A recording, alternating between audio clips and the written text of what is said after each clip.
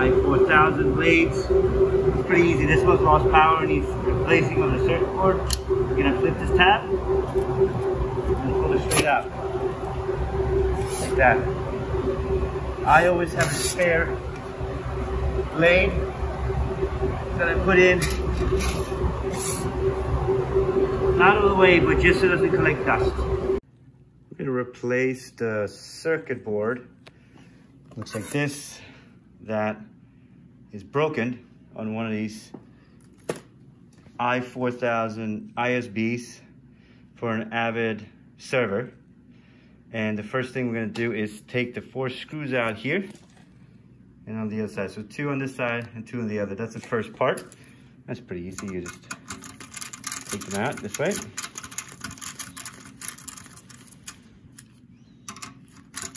This happens, the circuit board goes bad if the entire chassis loses power. You may have to replace multiple. I've replaced about 60 of these today, or over the last 2 days. So here, we're gonna take these 4 screws out from the side, and it has a plastic tab in the back here. Let me take this out, this plastic tab, and just put this on the side. Next, we're gonna take out on these rails here, total of 8 screws, 4 on each side. This holds the hard drive actually in place. So we're gonna take those out.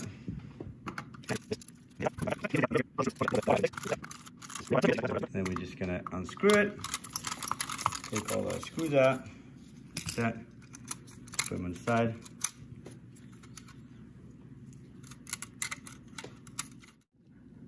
So I take all the screws out and just leave these plastic tabs kind of hanging like that and just place them here. And then what we're gonna do is make sure this is free. Take the rear hard drive and just slide it back, slide it out. It comes out very easily. Just be careful not to touch it. I just didn't touch any of the connections. I just leave it on the side here. And then we have 2 screws here that holds the board in place.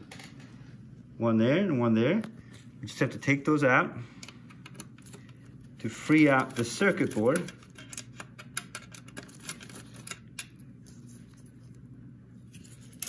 And another on this side. Once that is in place there, here comes the tricky bit. We basically have to take out this serial ATA connector. It's a little tab. What you have to do is separate this metallic frame like this, separate it out, and push this back so the front drive frees up. So the front drive is no longer connected. So basically you have to slide these 2 out and push this up. So here's the challenge, right? Is to actually separate these 2 sides here and get this free, that drive free, and actually pull this serial ATA out. So you get this piece out. Now this is one of the trickier parts, is to get this piece out without bending it or anything like that. Push this out and then free this LED connector. And then you basically have this board free. Then you take this out, put it aside, and I keep this here to kind of separate the 2 sides, or to make sure that it's sort of in place for the second part, which is putting the board in. So we're gonna do next. Here's our replacement board. So we have to slide that in, make sure it goes underneath the metal tabs here and slide it in. We have to make the connection here with the connection for the LEDs here. So it's the two pins. It really only goes one way. And now comes the challenge part, because now we have to reconnect the serial ATA section. So you basically have to line it up. I kind of get down on the floor here and just kind of look at it, line it up, make sure that both pieces are perfectly aligned. It takes a little bit of fixing and tricksing and like that. And now we have to get this put into place.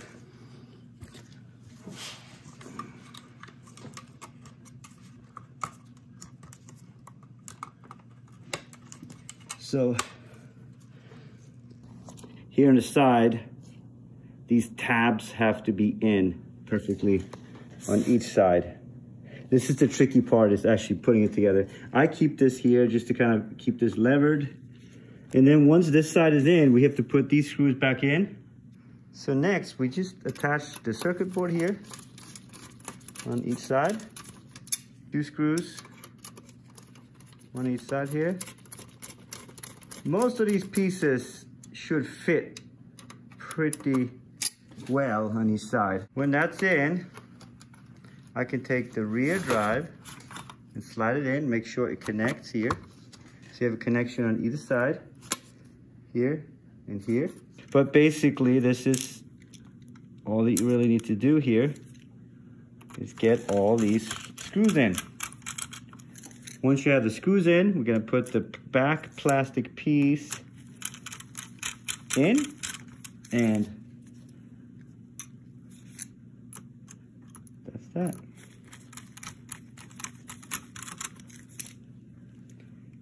And again, if you're taking both drives out, you probably want to keep track of which one's front and back. So the last thing we're going to do, we're going to attach this and then connect it to the engine or the chassis. Now we're going to connect it in the right slot. Here, I'll take out the temp. Right here. You see all this connectors that are good are green. These are all dead here. If you have a dead, meaning no light here, it means your connection is bad. Take this out. This is the blade that we fixed. Circuit in, put it in gently, put the tab in. You see it's orange. It's gonna go from orange soon and start to blink. Green, that means it's connecting. You probably have to install the right version, but that's your process.